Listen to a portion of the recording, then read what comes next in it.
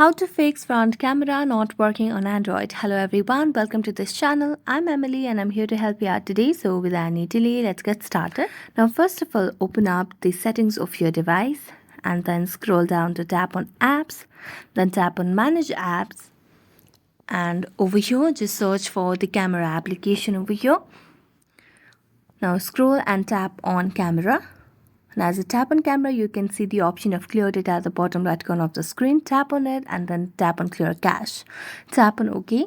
And if it's possible, you can also clear all data. Next, go to the app permissions and make sure that you have toggled on all the required options for the app to run properly.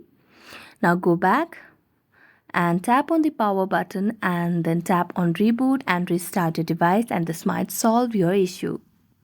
So thank you so much for watching this video. If you enjoyed watching it, don't forget to like, subscribe and hit the bell notification for more updates. That's it for today and see you next time.